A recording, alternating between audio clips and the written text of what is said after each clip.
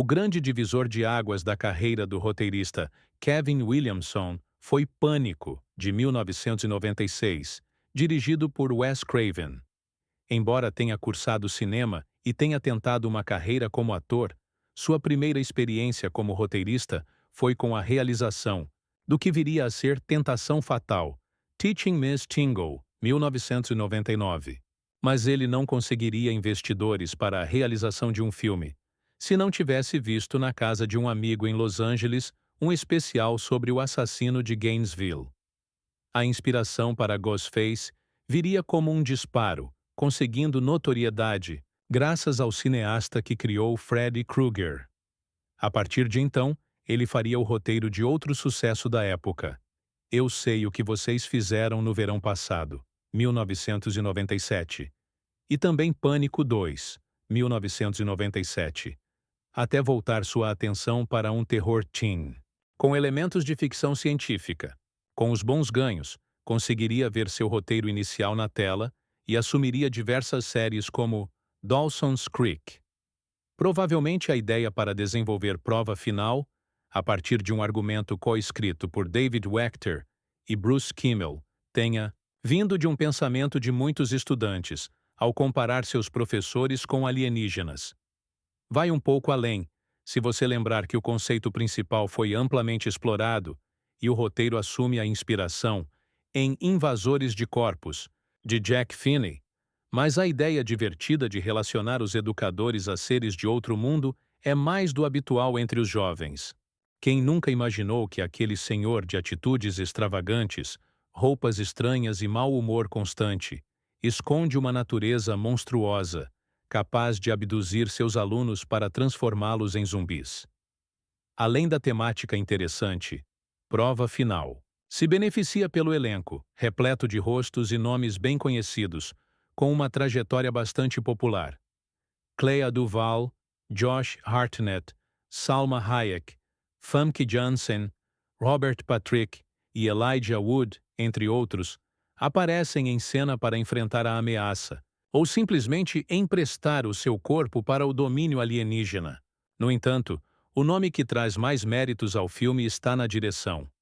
Robert Rodrigues já tinha feito A Balada do Pistoleiro, 1995, e Um Drink no Inferno, 1996, antes de abraçar a franquia Pequenos Espiões, a partir de 2001, e era um nome que começava a se estabelecer como cineasta de produções reconhecidas, seja na direção e na parceria com Quentin Tarantino ou na produção de obras fantásticas. Essa reunião só poderia render um filme divertido, com referências, bom humor, simbologias e ótimos efeitos especiais. Se você ainda não viu, não deve ser deste mundo. Depois que o treinador de futebol americano da escola Harrington, em Ohio, Joe Willis, Patrick, recebe uma visita inesperada, as coisas começam a mudar no local. Logo, a diretora Valerie Drake, Bebe Neuwirth, também será perseguida nos corredores e surpreendida pelas tesouradas da professora Karen Olson, Piper, Laurie, e assim, sucessivamente, outros profissionais passarão a ter comportamentos suspeitos, como a ingestão exagerada de água. Ainda assim, os alunos pouco notarão a diferença a princípio, obviamente pela excentricidade já comum de seus professores, à exceção de alguns que irão se destacar entre os demais. Casey Connor, Wood, é o fotógrafo do jornal escolar, acostumado a apanhar e sofrer bullying. Zack Tyler, Hartnett, vende substâncias ilícitas, misturas produzidas em sua própria garagem. Stokes, Duvall, é a gótica, considerada lésbica e antissocial, atormentada pela popular Delilah, a semi-brasileira Jordana Brewster, que namora o jogador infeliz Stan, Sean Hattusey. E há também a aluna nova, a simpática Mary Beth, Laura Harris, que tenta a todo custo se enturmar.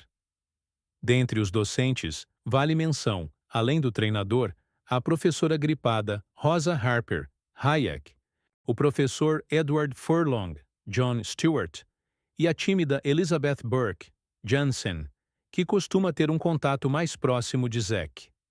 Curiosamente, nota-se um casal que vive brigando nos corredores até que a possessão alienígena permita uma mudança em seu comportamento.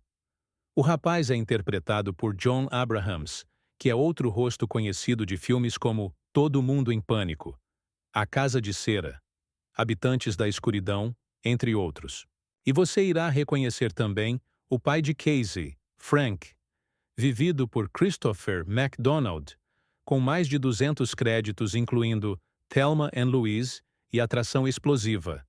Assim que Casey encontra uma criatura estranha no campo de futebol e leva ao professor Edward, que nota que se trata de uma espécie de cefalópode, os estudantes começam a perceber que coisas estranhas estão acontecendo no local.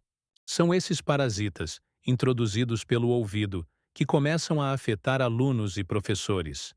Quando Delilah e Casey testemunham o ataque à professora Rosa, eles acionam Stan, Marybeth, Stokes e Zack para encontrar um meio de impedir esse início de invasão alienígena, presumindo que, se matarem o líder, os demais também serão destruídos. Mas para isso, precisam primeiro verificar se há entre eles uma criatura disfarçada, exigindo o famoso teste de identificação de um intruso alienígena, popular no clássico O Enigma de Outro Mundo, de John Carpenter. Com a ameaça crescente e a constante sensação de insegurança, mas ainda mantendo o bom humor em falas ácidas proporcionada pela idade, o grupo se une para traçar um plano, imaginando quem poderia ser o alfa entre professores e a gestão. Não é assim tão difícil imaginar, uma vez que a própria presença de tal personagem simboliza a chegada de algo novo e estranho em um ambiente escolar. Mas, descobrir a identidade do monstro é apenas um dos passos, pois será necessário também enfrentá-lo com as drogas de Zack e a ousadia daquele que mais sofre na escola. O bom roteiro e elenco, além da direção ágil na exploração de personagens carismáticos, garantem o resultado satisfatório de prova final.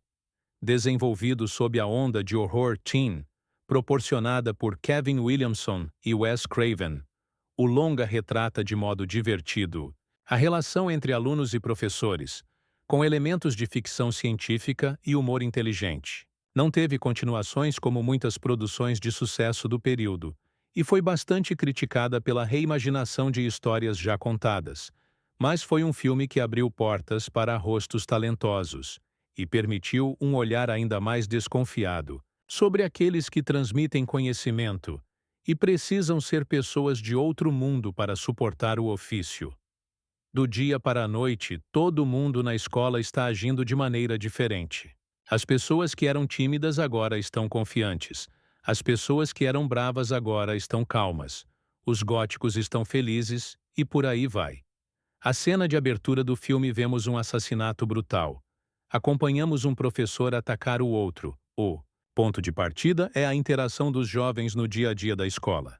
Somos apresentados a aquele grupo de jovens que nem amigos são, mas que conforme os conflitos vão se desenrolando, são colocados juntos para combater a ameaça.